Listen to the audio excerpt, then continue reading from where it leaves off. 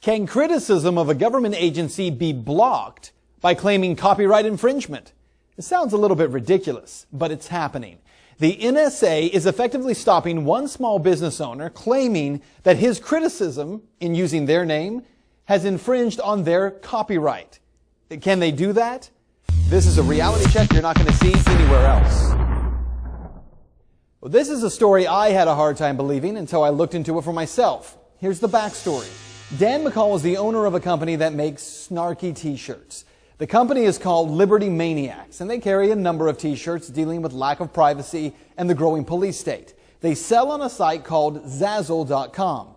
None of it's been a problem until Liberty Maniacs released this shirt called the NSA. The image looks like the NSA logo, but has a motto that is clearly a pun. Peeping while you're sleeping, followed by the phrase, the NSA, the only part of the government that actually listens. Shortly after going online, Zazzle pulled the shirt from its website, sending this message. Thank you for publishing products on Zazzle. Unfortunately, it appears that your product, the NSA, contains content that is in conflict with one or more of our acceptable content guidelines. We will be removing this product from the Zazzle marketplace shortly. Policy notes. Design contains an image or text that may infringe on intellectual property rights.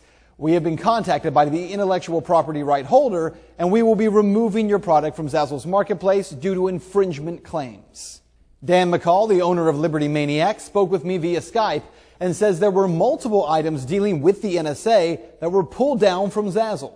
These two, and then a number, probably 4 or 5 bumper stickers and things like that.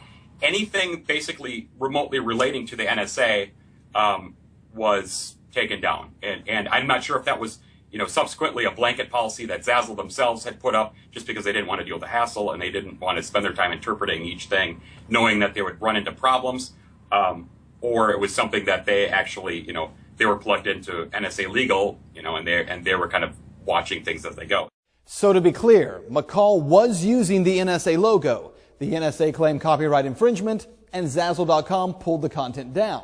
Now, in fairness, what McCall was doing does use an official logo of a government agency.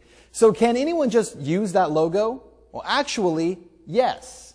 According to both the Electronic Freedom Foundation and the American Bar Association, parody is recognized as a type of fair use. Quote, like other commentary and criticism, courts recognize that a parody must often take recognizable elements from the work it comments upon. Courts do distinguish parody from satire. Parody copies from the object it mocks. So you can't claim copyright infringement if your logo or image is used as part of a parody. So the next question, is this logo a parody? According to the U.S. Supreme Court, a parody is the use of some elements of a prior author's composition to create a new one that at least in part comments on that author's works.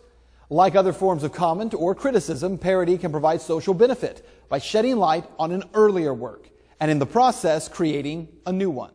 I tried to visually take the most obvious, direction towards poking at them as I could, and that was their logo, right? I just said, I'm going to take it, adulterate it a little bit, and put in a few jabs in there, and that'll be it. So, it wasn't a huge design coup, but it did the job. Now, what might be the most interesting twist in this entire story is that while the NSA is claiming copyright infringement against McCall for his parody, the NSA itself is facing accusations of true copyright infringement. Take a look at this image. This is the official NSA logo for the PRISM program. PRISM is, of course, the program that deals with NSA spying via email and phone records. Well, according to reports from England, the PRISM image used here is being used without permission. Adam Hart Davis is a well-known BBC presenter, and the image belongs to him. Here is the Davis pic. As you can see, the NSA image is just an upside-down version. Adam's son, Damon, who wrote about this in the Register newspaper, claims that the image is free for use, but a donation is requested. And at minimum, use of this image requires a link to his photo gallery and acknowledgement, none of which he has received from the NSA. So what you need to know is that because the work put out by Liberty Maniacs is clearly a parody, it is not copyright infringement. That's the easiest part of the story. But the bigger issue here is the issue of free speech. It is a First Amendment issue. McCall sees it that way as well. It's a First Amendment issue, and First Amendment issues affect everybody. And it specifically affects anyone that's expressing themselves, any artist, no matter whether you're on the right side, the middle side, or the left side, or whatever side. If you're not allowed to express yourself and artistically or in many other ways, then we've taken a turn for the worse. Bottom line, there is no gray area here. But the NSA is a very powerful government agency. They don't need gray area or even to be right to get companies like Zazzle to cooperate. This is why internet piracy bills like SOPA and PIPA and CISPA are so dangerous. If those bills become law, all the feds have to do is claim copyright infringement to shut down an entire website. They don't have to be right.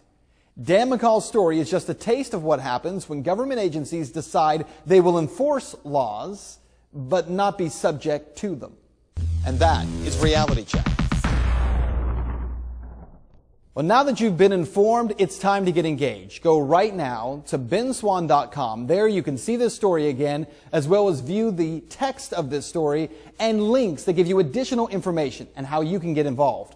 Plus, if you would like to see more episodes just like this, you can help make them happen. Find out how right now at benswann.com.